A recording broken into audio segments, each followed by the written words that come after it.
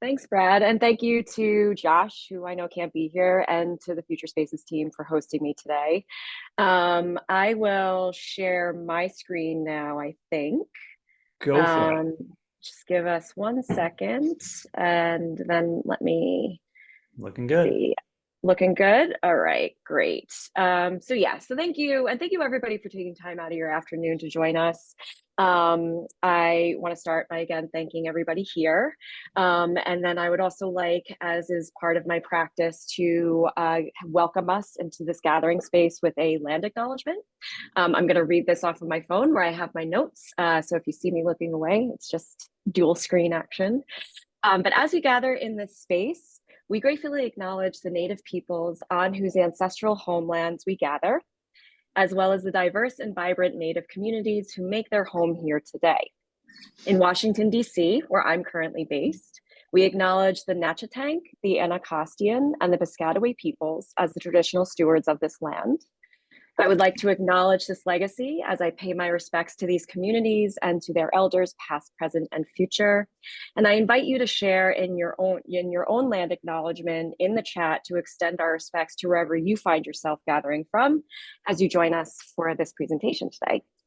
And with that, I'd like to welcome you to Fun Times on the Death Coaster, which is just a kind of pithy and sort of humorous headline to get you interested in some of these deeper conversations around the kind of work that's happening, at least in my practice, as a creative person and as a curator, but also as somebody who has a vested interest in the death positivity movement.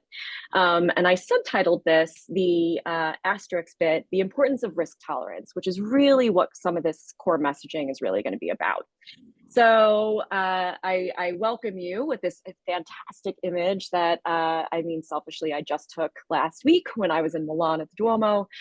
This is the crypt of St. Charles, or San Carlo as it is, which is one of the most ornate and beautiful spaces I've ever seen in a death space. And as I was thinking about this presentation, I was thinking about some imagery that feels in line with the discussion. And it's such a beautiful space, and it's just such a incredible experience to be able to come to that space and to look at it from an aesthetic standpoint, but also from a spiritual one, or even an emotional or mental one.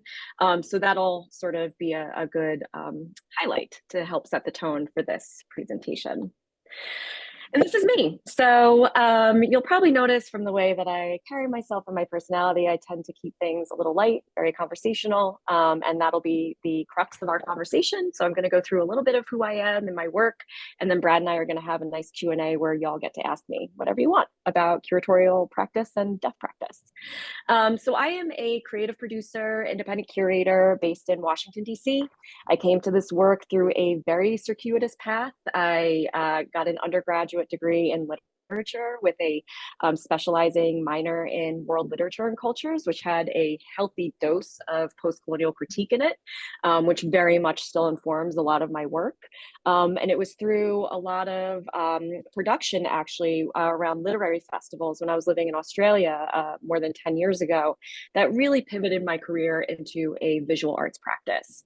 So you'll see here like a little bit of an official bio, but then I added in some more sort of personality characteristic traits that still very much inform my work. Like, I love oysters. It's a huge part of my personality. And in 2025, I'm going to start training to become an oyster sommelier. And Brad could actually attest to this because he saw me geek out over a plate of oysters in San Francisco the last time we hung out. I have this badge here from Light City, which was one of my favorite projects that I ever worked on. It was a big project in Baltimore, which is my adopted home and true love, that I still will proselytize on quite heavily. And a special shout out to all my Baltimore folks who are in the chat. Thank you so much for joining us. To that end, an image of the grave of Edgar Allan Poe, which as a almost pilgrimage site for me, I've seen many, many times, but also as a sort of reflection of my aesthetic tastes, my literary tastes, and all these things. And I'd like to give an extra special shout out to my friend Hillary Morgan, who took this photo at AIB, but with our very interesting sort of applications of inspiring and future-oriented text. This one by, obviously, Douglas Adams from Hitchhiker's Guide to the Galaxy remains one of my favorites. And she always takes great photos of me. So I thought I'd include it here to really sort of resonate what we're trying to say here about death positivity. So as far as my practice goes, I really define it within the terms of pedagogy. So thinking of it in terms of an extension of a teaching practice, very much undergirded by my experience as an educator. I was an outdoor educator in Baltimore, working on wood boats for a couple of years, teaching kids about environmental stewardship and Chesapeake Bay maritime history. And that still has a deep effect on my practice. But I very much think and believe that curatorial practice is a core part of exchanging a human experience, right? Me as a curator, I'm sort of in this in-between space between the artist who is creating these expressions, these very vulnerable processes that they render out in paint or in sculpture or in print or in new media, whatever they choose. And I figure out the ways to link these really sometimes deeply personal reflections on a lived human experience and try to make them as accessible as I possibly can to a wide-ranging audience that's coming into that shared space with their own lived experience, their own education, their own sort of maybe assumptions about what art even is. I hear a lot of times in my work, like, oh, my kid could make that. But, you know, we all know here that that's not really true. So what is the what that I do? So I basically do site-specific design build commissions. They intersect typically between art, science, and technology. I will do these in site-specific locations. That meaning that is typically taking the form of cultural startups. I've been a predominantly professional guinea pig for about 10 years, where I go into these new spaces that are being built up for the first time or projects that have never been done before. And I help bring them from a back of the cocktail napkin kind of draft line sketch into the real world. And I am very lucky that I get to do this with such incredible people in every iteration that I've gotten to do it, and that I've been able to make a career out of this kind of work. This is what really solidifies that idea of being risk tolerant and being willing to jump off the dock into the deep end, right? So it makes people, I think, a little bit more comfortable knowing that, you know, we're all in this together. We're all building the plane for the first time while we're flying it, and that is pretty liberating in some measure.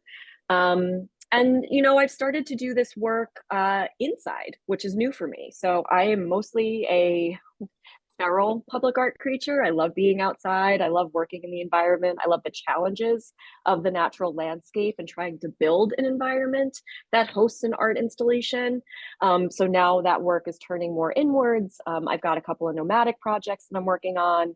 I have a big space here in DC that I'm helping consult on. And, you know, obviously, as Brad mentioned, our work with the Smithsonian Arts+Industries Building was a big facet of that. And these are some of my previous projects and some of my ongoing work. So I just sort of did a big grab of what are some of my favorites. You know, up here, I have an ongoing project that I'm working on with the artist Caroline Cinders, who runs her own human rights lab. She and I are working on a disobedience toolkit for abortion justice and access throughout the country that we're very excited about. This will be currently on view at the Project for Empty Space in Newark, New Jersey, but it's moving to the new PES Futures space in Chinatown in Manhattan as of next month. So if you're inclined or you're in New York and you want to visit, I hope you can check it out. And then, you know, here we've got a lot of different stuff. You can see here I've done a lot of outdoor work. This is one of my favorite projects that we got to do at Futures, where that's actually Dr. Mae Jemison, who came out to see our moonwalk installation that we did as a project with Meta, where we used photogrammetry and some brilliant filmmakers at Black Dot Films to restitch together the original photographs that were on the chest-mounted plate cameras that the astronauts through the Apollo missions used. And it became this incredible 360 VR experience that we built out. And that was only for a month. So, you know, the timelines for the work that I get to do sometimes are really durational, but oftentimes they're not. So that idea of risk tolerance means that, like, you sort of know when it's coming to an end. You've got a kind of bookend to that work. which sometimes makes it easier and sometimes actually makes it a little bit harder. And then I've done some work on the water, which I adore. I did some work with Georgetown Glow over here. This is an installation on M Street in Georgetown with the Brazilian artist Vigas. We rigged a couple of, not a couple, a substantial amount actually, of these HVAC tubes that he would thread with these programmable LED lights. And we had to sort of roughshod engineer what looked almost like a casket in a pine wood box on top of the roof of this building, and then lash it down from the front end and the back end, and then drape all of these sort of HVAC hoses down the front of this building to spill out to make this beautiful sort of waterfall cascade kind of effect for the Georgetown Glow Public Art Festival last year.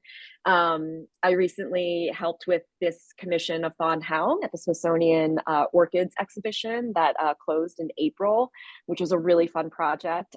Fawn's amazing. If you know her work, she's a Baltimore artist who's really interested in investigating the Anthropocene and sort of the human touches on that. She also brings a lot of humor to her work, which I appreciate. I've done some resodding projects. This was a 6,000 square feet sod project that I did on the Charles Street Bridge at Artscape, another Baltimore art festival. So it's sort of been all over. And I love that. I love that I've had a practice that keeps challenging me. This is why I drive headlong into these, experimental processes. I don't have a short attention span or anything. It's really just that I love a creative challenge, and I love being told that something isn't doable, and sort of having a little bit of like, hold my drink for a second, watch me do this thing kind of attitude about that kind of feedback, which I think Brad could probably attest to as well.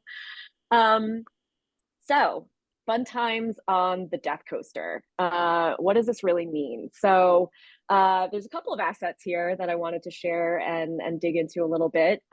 First up here, you could probably guess, this is me and my dad, about 1984, sitting in the house in the yard where I grew up in Freeport, New York. And right below here is my dad's funeral home. My dad was a funeral director for my entire life. It is a space that I had worked in and had gone in and out of for my entire, adolescence and even into my adulthood. Like when I was sick and home from school on a day, from like I would have to go into the office and I'd lay on a couch, and it's just sort of been a part of my life for as long as I've been living. And it's interesting that as I've seen with other people who have death adjacent family practices or have grown up in this kind of work or have family in this work, I never had to have a conversation about what death was. I had grown up around death. I was familiar with the accompanying, my dad to work and seeing the way that from a non-emotional, non-personal way that death touched other people. And my dad felt like this is very much a calling for his work. He knew at a very young age that this is what he wanted to do. And I think that there was a big source of inspiration in his work that I've taken into mine. This is my parents' Christmas card for when my dad finally retired a couple of years ago and sold the funeral home. And it's very funny to us and very on brand for the Molese family to make this our Christmas card. So I share it here because I think that is definitely a part of the sort of lightness that I like to bring to this conversation. I find that, when we do talk about death, not all deaths are equal. We know that that's a really true statement. There are good deaths, there are bad deaths. And I don't bring this humor to this subject with any kind of levity that would misrepresent the trueness of the way that death touches us as a deeply personal thing. It is a complex issue across culture, across religion, across family dynamics, across economy. We know that there's a ton of inequity in death ritualization, in death practices. And all of these are factors that I bring into a death positive approach to the work that I am shifting my creative practice into. And with that, I'll sort of end with this engineering sketch by Julianos Urbanos, who's a Lithuanian artist who works in what he describes is gravitational aesthetics. This was a 2010 project that he did as an MFA student at the Royal Academy of Art in London, and it is a euthanasia coaster. He worked at a theme park, a sort of, roller coaster based theme park in Lithuania, is also interested in this investigation of thanatological impulses and things that we think about as we reflect on death. And had really laid out on paper and then in a scale model, this euthanasia roller coaster that ideally is something that could be built. This is currently just a work on paper, but the idea is that this is both a way to bring a celebration to somebody's end of life choices if they are pursuing death with dignity, which is a core subject within the death positivity movement. When we talk about activism, when we talk about the ways that people are really sort of breaking out a lot of what is under that umbrella of death positivity, death and dignity movement being, people choosing to make their exits on their terms, takes a lot of different sort of different pathways in legislation and practice, things like that. So this one image, actually, for me and for a lot of this discourse, carries a lot of weight. So for death positivity in general, the philosophy and the approaches, I'll touch here a little bit on what it means in general and what it means to me personally. Once we've sort of finish with the presentation, I'll drop a link into this timeline of death positivity. In 2011, the term as a movement really started to take form in social media, in dialogues, in critical discourse. But there's very much a lot of cultural practices, even intuitive practices that lend themselves to that kind of language moniker, even before the term was coined. And Caitlin Doughty, actually, in the Order of the Good Death, is doing a lot of really great work starting in 2011 with really promulgating this movement forward. But it's a movement that's gaining more widespread discussion, I think, thanks to social media, but also as a result of the pandemic. My coming to death positivity happened to predate the pandemic. I started to really form these ideas, coming out of a horrific event that happened in the city of Baltimore in 2015 with the death of Freddie Gray, who was a young man of color who was brutalized and subsequently died of his injuries due to police violence. There were some really hefty and horrible things that happened in Baltimore as a result of that. I think this is a city that has, over the course of its 300-year history, seen really a lot of scarring on the way it's been designed and the way its history has been both embodied and understood. And that event is a unique singularity in at least my formation of coming to this work with a little bit more thought and intention behind it. Because it was in that moment that, as the whole city was mourning and going through this grief process, that you could sort of see beyond that veil of the immediate event and see the ways that the city, and by extension, I think this country, and then sort of with more time and more research, I think as a global movement, we're seeing a lot of different ways that we are all together in this period of mourning. I have some historical critiques and theories about that. I think you could probably start chasing that to in its real formidity after 9/11. But I do think that there is a separate day, separate conversation to be had, something about the unique lens of the American brand of late stage capitalism that kind of exacerbates that mourning or that grieving that we experience here in the United States.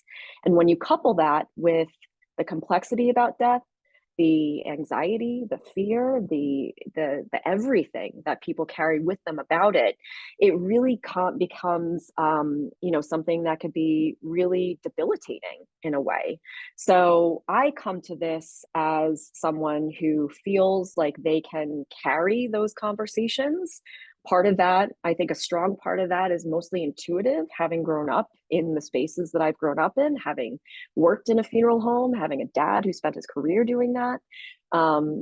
Seeing the ways that cemeteries as spaces designed during the garden sort of Gothic movement of cemetery design, thinking about mourning architecture and the ritualizations that we use these spaces for, as these really interesting little ecosystems. I think that a lot of my work is really tied to the natural elements of cemetery spaces, as much as they offer these really beautiful meditations on the cycles of life that we know that by activating them, we might be able to welcome more people into a conversation that potentially diminishes some of that anxiety or makes them more comfortable with approaching these subjects. And I'm not trying to, convert anyone. I want to open this as an open dialogue, and that's what really informs the work that I'm doing in these sort of death positive projects that I'm pursuing. It's not meant to try to force anybody to confront some of those fears that they might carry. It's really meant to offer an alternative to some of the assumptions or some of the fears that they may carry without knowing that there's a way for them to exercise them. One of my, high watermark art installations that I always return to in this work. You'll see here this image down here of Sophie Calais', Here Lies the Secrets of the Visitors of Greenwood Cemetery, a 25-year durational interactive piece that was produced by Creative Time, that still remains in Greenwood Cemetery in Brooklyn and New York.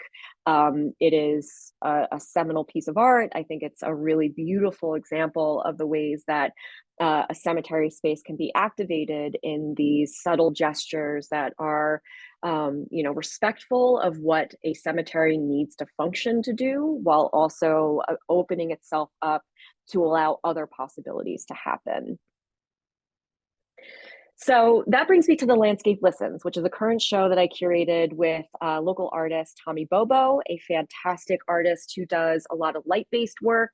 Tommy does these sort of death-related investigations as well in his wider arts practice. And I am very pleased to say that I am the curator in residence at Historic Congressional Cemetery here in DC. It's DC's oldest cemetery.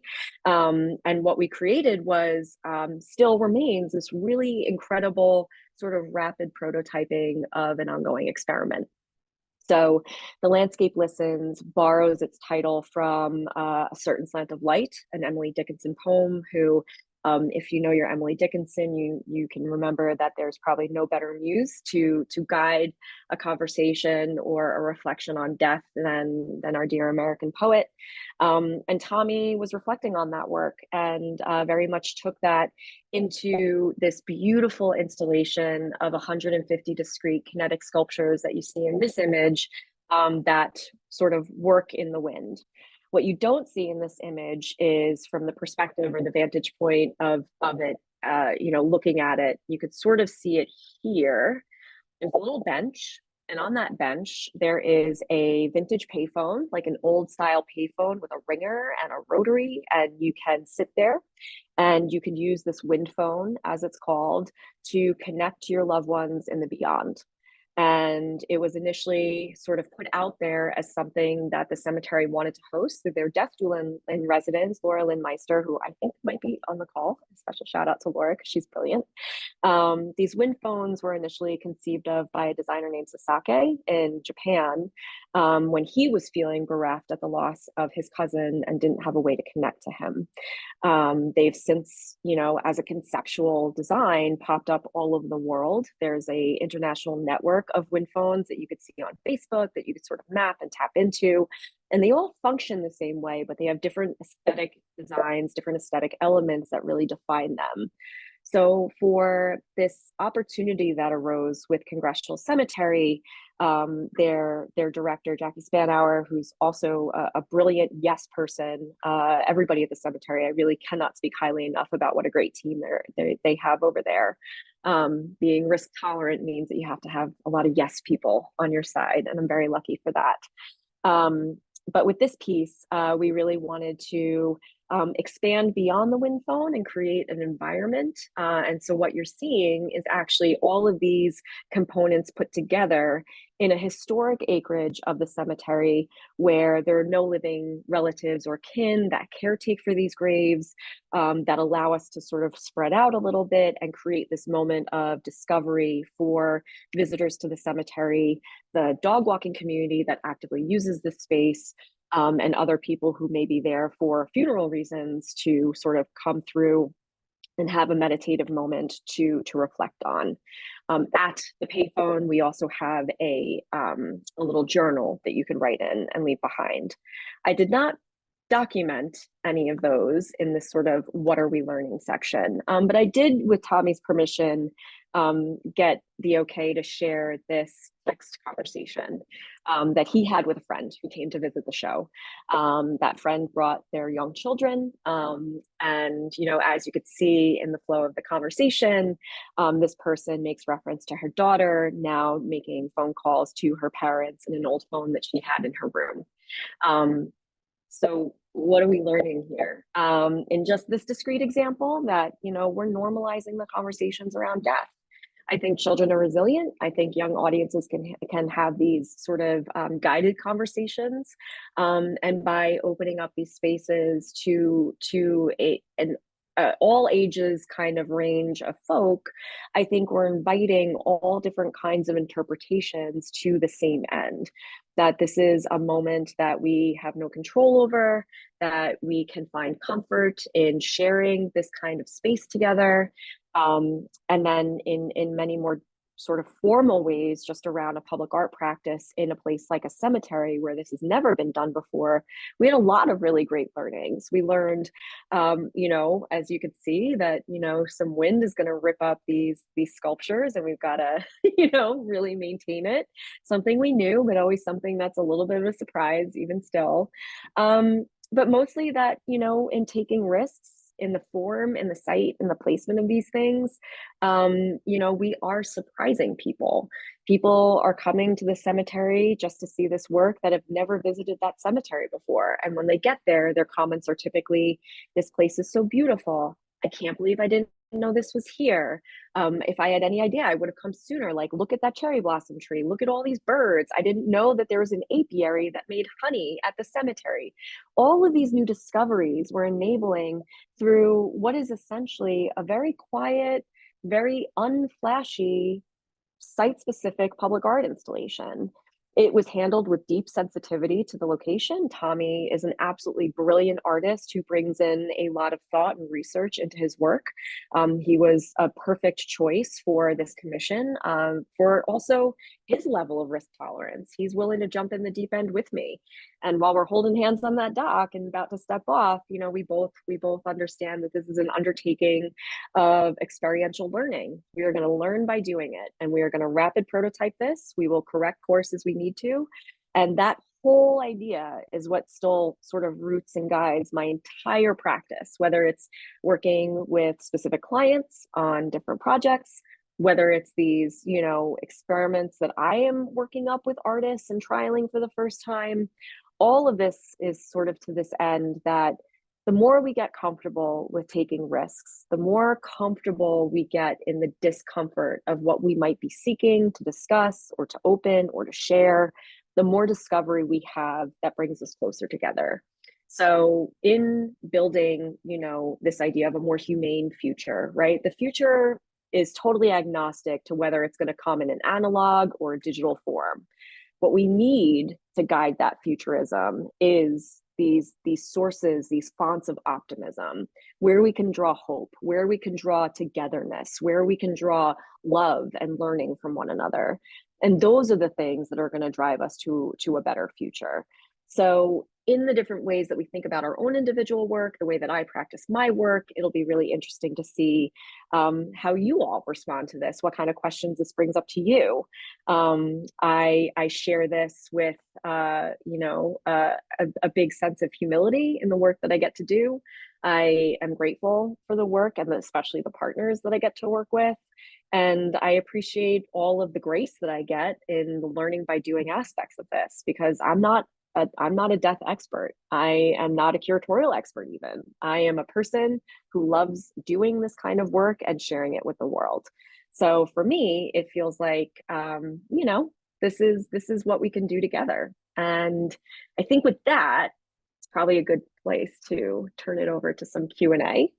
I do want to thank you again for indulging me in the conversation, and I'm really excited about your questions and what you might have.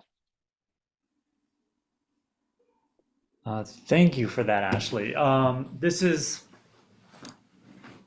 I love spending time with you, Ashley, because every time I feel like I walk away a smarter person or with like a better capacity to kind of see something that I thought I was familiar with from another angle. Um, Actually, maybe for some reason I feel the need to could you unshare screen? It'd be great to be able to see Sure, people's faces. sure. Cool, thank you. So thank you so much for this. I wasn't really planning on sharing this. I told Ashley before the conversation, but I'm actually live in New York City, but I'm attending a memorial service this week for my stepbrother in Michigan, who passed away last week. And I really strongly debated whether I even wanted to like host this event and be involved. But I realized that actually like this is kind of I wanted to engage in this kind of conversation even more so because it felt so personal. Um, thank you for the timing of this conversation because as a human right now, this actually has even more meaning than it might otherwise. But I also feel like this raises so many interesting questions about what we believe and how we engage with like hard topics. I have a ton of questions. I'm gonna dive in. I'll kick it off, but I invite folks if you have questions, throw them in the chat. Feel free to raise your hand. I will call on folks as I see hands populate. But maybe to kick it off, Ashley, I'm wondering about the cemeteries are such an interesting space, and like even you alluded to this idea that some people are there because for a memorial or a ceremony to say goodbye to a loved one or re-engage with a loved one who's passed previously, and then there are other people who are maybe showing up for art, and then maybe there are these people who like those two worlds, that kind of tidal pool of emotions. Like, can you talk a little bit about what those kind of communities are like when they meet one another in the cemetery space? Like what is that interaction like? Yeah, I mean, I've never personally witnessed or observed these two meetups, right? I can anecdotally share that Tommy was maintaining the work one day. We have a lot of dogs. That it's one of the most off, like the only place that you can really roam for an extended area off leash with your dogs. The Congressional Cemetery has a canine corps that has 900 people and 1,200 dogs in it. So dogs are just whipping through that thing all the time. So we've had a bit of damage as we expected, and he's there maintaining it. And for the first time, he sees somebody actively mourning at the wind phone. He was also interviewed by a local radio station who did this whole story on the Landscape Listens. And afterwards, there was this beautiful message he received that he shared with me that was this person also observing someone else who, as he was sitting waiting to sort of interview visitors to the Landscape Listens, he saw that this person had approached the wind phone and just started sobbing, just totally unleashing, and didn't feel it was appropriate to go up to them and to ask them about what they were doing. So while it's not necessarily within the formal paradigm of a funeral, we are definitely seeing people use this space to actively mourn and to practice their grief, or to share and unload themselves, unburden themselves of that grief. Mostly my kind of conversational anecdotal experiences have been people who have come with me to see this, and people I relay to offsite about this exact project, and the reactions that I get of people being either like, ooh, that sounds really interesting, or like, absolutely not, I am not going, I am not interested, that creeps me out. There are people who have a lot of sort of polar responses to this idea, which really isn't that surprising though. Yeah, how do you, hmm. It's really, yeah, I could imagine sort of like these very different reactions. And some on some level, that's almost the experience you want somebody to have with art, which is to like elicit a response, something that a position, a perspective that they could defend, or at least begin articulating. Um, I appreciate that you're kind of creating this here of like a safe space for people Mm, to express, maybe even divergent opinions about a topic like death.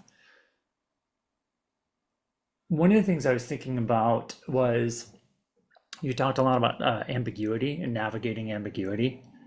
I think you do that a lot as a curator. Like you were drawn to ambiguous topics that mm, you would then pitch to people, which is an ambiguous relationship as a curator to a client who's like, "Ooh, I don't know, this is a crazy topic," which is then ambiguous to the audience. It's like this chain of ambiguity. mm. How do you advocate? Because I'm assuming there's probably plenty of people in the room right now who've been in a position where we've had to kind of like navigate ambiguity with a client, stakeholder, audience, whatever. How do you help prepare somebody for a topic that they're maybe not quite ready for? So by way of topic, it's interesting because it's only within this sort of curatorial death work that I'm pursuing that this seems to come up, right? I mean, if I'm pitching a project about women's rights, people understand that. They understand it intellectually, they understand it politically, like they could there is some point of access in that they could grab onto. So my job to expand on that maybe is a little bit easier. Same thing with the environment, right? So like you and I have both together even pitched people on never before been done creative projects. But we're using a vernacular of maybe hardware that they understand. It's going to be screen based, for instance, or it's going to do this when you interact with it. And those are the different touchstones of accessibility that go into getting one person from point A to point B around an ambiguous subject, right? So it's almost like you have to break it up into these little bite-sized chunks of like, first we're going to do this, and then we're going to do this, and then from there we're going to do this. And I lay it out that way, and I almost map it. Mapping and sort of like, cartography, even mind mapping is a big part of my process.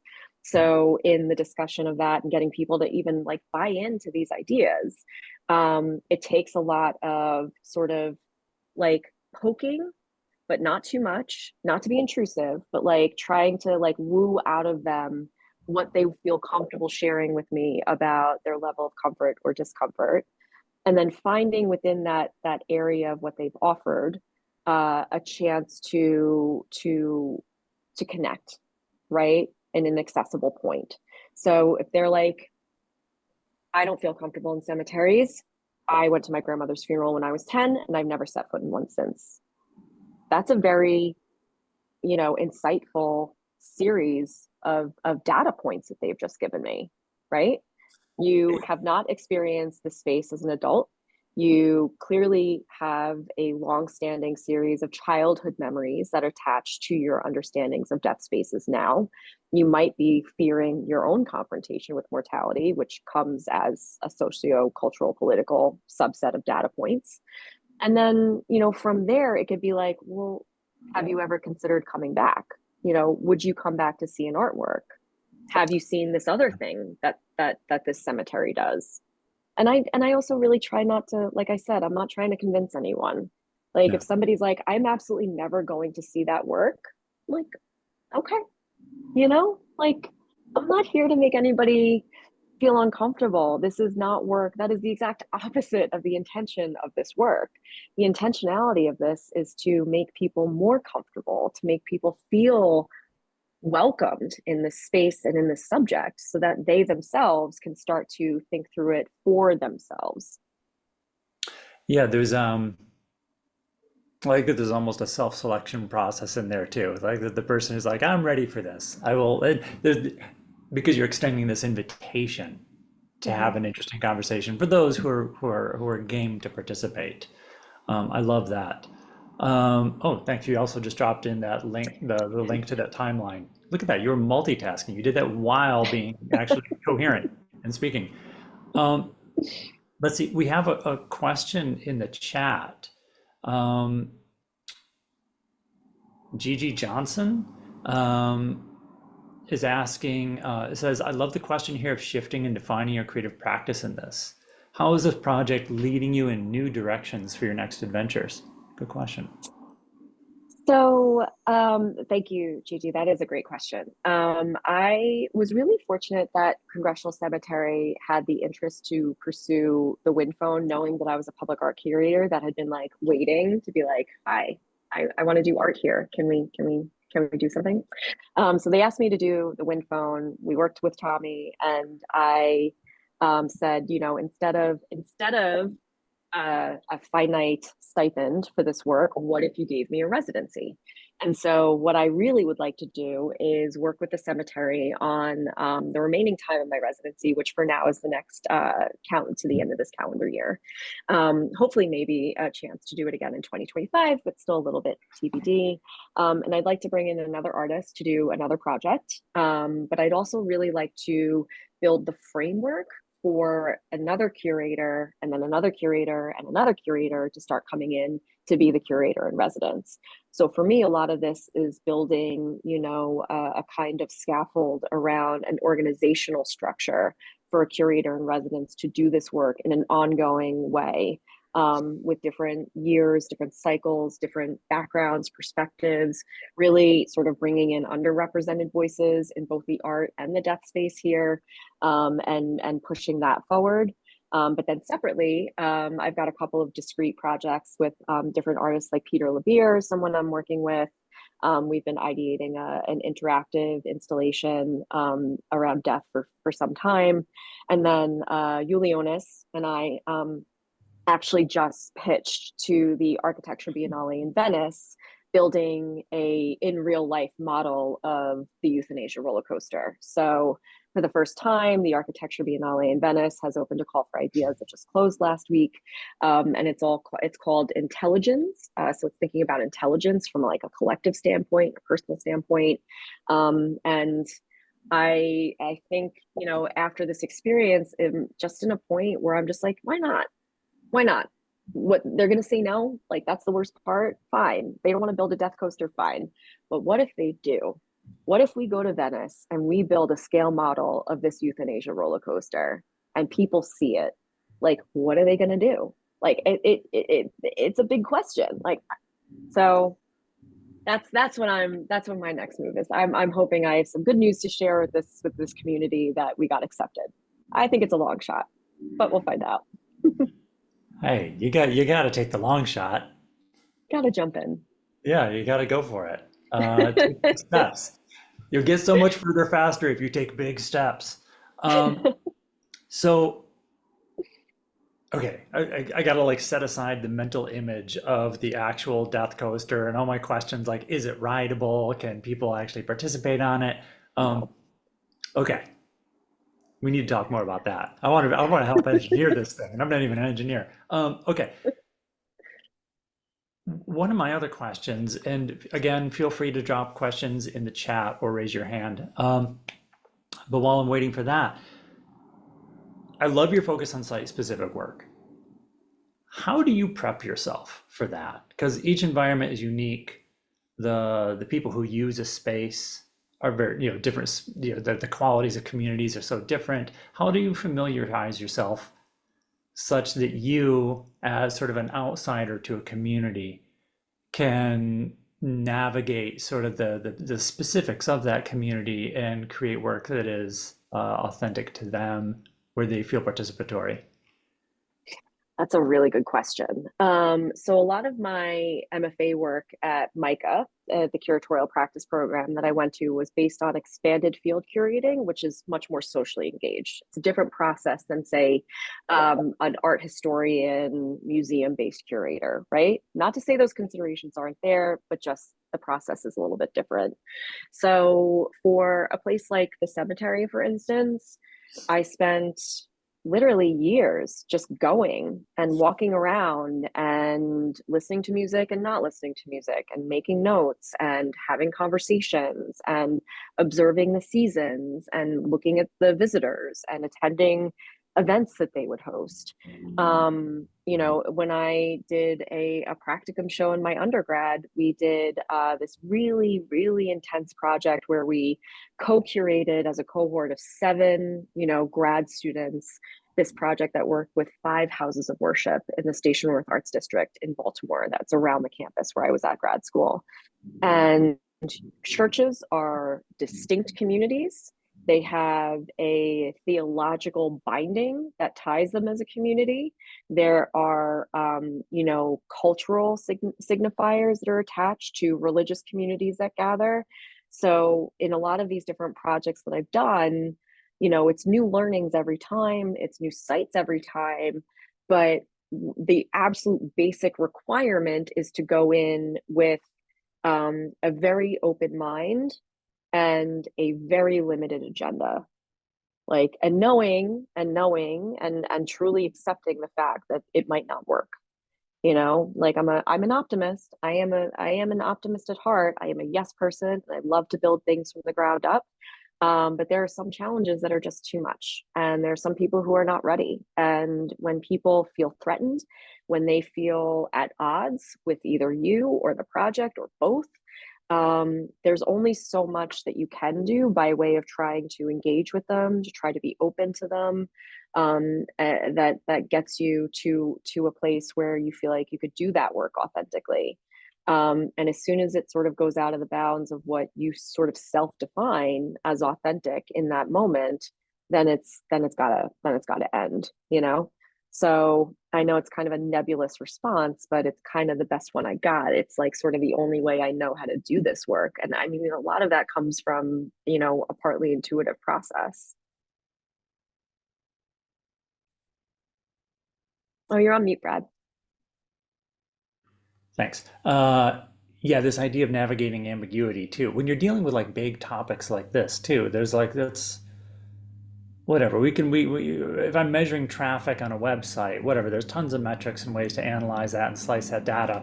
Like around a big topic like this, it's so personally felt, cross-culturally interpreted and felt in different ways. Like, yeah, I imagine there is no finite universal way to sort of measure success of an idea. You kind of have to lean into intuition and listening, like Hmm. social skills.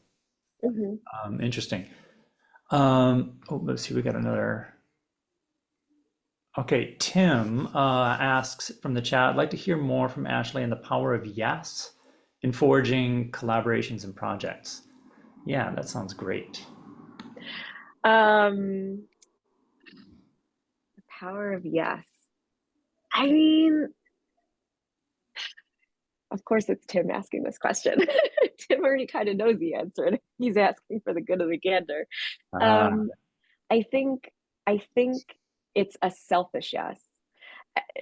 Just bear with me for a second. So I say that in that, like, I am, as I mentioned in my bio, I am an Irish Italian Scorpio from New York. I have a stubborn streak that is rote within how I am formed as a person. So the power of yes comes from embodying a kind of stubbornness that refuses to settle for no. So, in the way that yes can become a tool in your toolbox, it's also an ethos that has to be embodied and shine through in a really open and transparent way. And it's through the acknowledgement of, like, this is risky and we're all doing it together, but we're doing it together, so it's going to be all right. Things are definitely going to go wrong.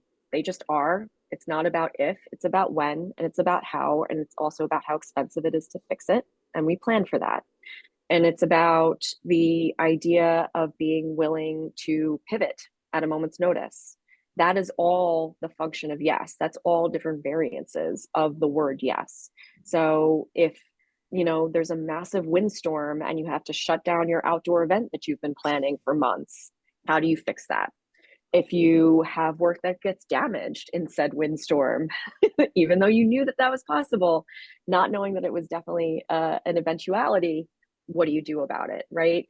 Sometimes it has to happen as a retroactive yes of like, we thought, we could plan against this, we could insulate against it. We didn't think that we would need this contingency. Turns out that we do.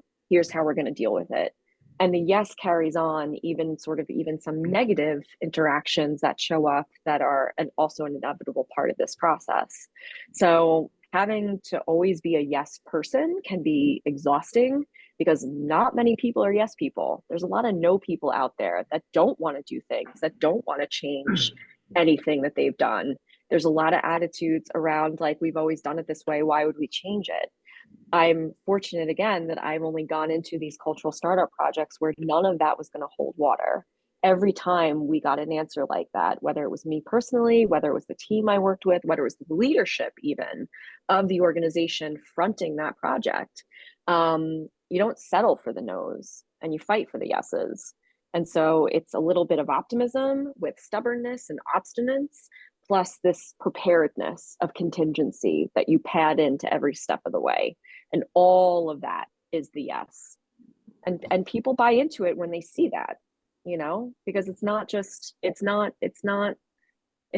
flip, you know what I mean? It's not like, oh well we'll figure it out. Like there's value to that, but there's also value to being like, we know exactly the 20 different ways that this could go pear-shaped, and we have contingency plans for all of them.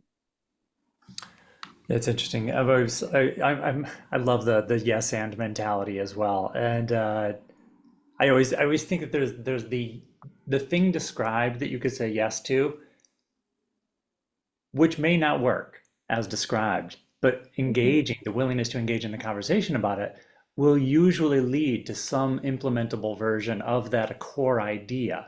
But you have to kind of get to the kernel. Like, what is the real core idea? I mean, you've seen me. I do that. I throw out ideas, which isn't like, let's do this thing exactly. It's like, let's like use ideas as a way to reflect on what is the real core value there. You're Um, so right. I mean, like, and a lot of it is too, is like, you have to be flexible. You have to be adaptive. Like, you can't just expect that like your one vision is the only vision. Like, there's got to be nuances to that vision. You're gonna have to change it at some point. Like, what starts 3 years sometimes before the project gets to see the light of day, it's going to change things. You got to roll with it. yeah, you have to adapt. Um, We are at 2 o'clock, and look at this. Questions are rolling in. Ashley, you got another minute to take a question? Sure, Okay, sure. let's Can I see. just do one thing, Yeah, go one just ahead. to ease my conscience? Can I just share my credits for my photos and my images? I Of saw some course. people asking questions about some of what I cited, and I just wanted to splash this up on the screen. So it's part of the recording, but also that you could look at it and screenshot it if you want. They're not perfect citations, but they address every image on there. But okay, fire away. Okay, oh my gosh. Now the questions are coming in sort of hot and heavy. So we're probably gonna have time to do maybe one more of these. Anybody whose question we don't get to, I actually invite you to reach out to Ashley. Yeah, Ashley, is that okay? Can I invite people to do that? sure, Cool. sure. You seem like you're always game for a good conversation. I am. So just in order, I'm going to go with Tara. Tara in the chat asked if she's curious if you see certain aspects of death as more accessible to audiences that may be afraid of this topic in these kinds of spaces. Which, and I see that question as kind of adjacent to almost like the fear from saying yes. Like Mhm. there's fear kind of represented in a lot of these sort of themes, these things we've been talking about. So yeah, are there certain aspects of death as more accessible to audiences, like a point of entry for them? So it's a really interesting question because I mean, I'd say in general, not in my experience, right? Like that point of access is usually so specific to the person. And sometimes it comes with, the death of a loved one. I mean, that's more common than mostly anything else, right? There are a healthy number of people out there like me who enjoy the quietude and the meditative space of these architectural mourning spaces, whether they're mausoleums, they're cemeteries. One access point actually is, cemeteries that have, illustrious residents, let's say, famous people, for instance, like the Hollywood Forever Cemetery that has Judy Garland and Estelle Getty and all these great, actors of our nostalgia even. That sometimes is a point of entry. So people can, I think, decouple their personal sort of death related experiences with losing a loved one from a more objective stance of a celebrity or an author or an artist or a musician that they adore that has also departed. And the pilgrimage to see them is slightly different from the pilgrimage to see their own person. And that can become an accessible entry point for a lot of people. So if you go to Père Lachaise in Paris, you could see, Balzac or Oscar Wilde or Jim Morrison. And there are people that go to pilgrimage to these sites just to pay their respects to these people. Sometimes it's the death of a pet. We see a lot of people who are able to celebrate life and their own lives by the loss of their pet. And there are lots of different sort of pet celebrations that exist to that end. It's a complicated question. I appreciate the challenge. And I don't know if that's your answer that you're looking for, but I think, just a sort of blanket statement that just the acceptance that everybody's going to come to this in their own way, in their own time. And however they find their way to it is the way that they're supposed to. Thanks for that. All right, I want to honor everybody's time and having chosen to spend an hour with me and Ashley and everyone. So I know you all have busy days, so I'm torn. I want to keep talking, but I also want to let this conversation come to its completion. Sherry and Nikolai, I would encourage you to reach out to Ashley directly. She's a great thought partner, fascinating thinker, great person. And I want to thank everybody for joining today. And Ashley, as always, thanks for bringing some thought-provoking, really pretty inspiring stuff to the table. Thank you all so much, and thank you for your great questions and for your open minds. And yes, as Brad said, please get in touch. I'm on LinkedIn. I'm on Instagram. Reach out however you feel comfortable, and we'll try to have a chat. Sounds good. And thank Ashley, you. We'll have to get another drink when I'm in DC next, and I'll look forward to that. You know it. And everybody else, I'll look forward to having a drink with you at some point in the future. Thank you. All right, take care, everyone. Bye, everyone. Thank you. See ya.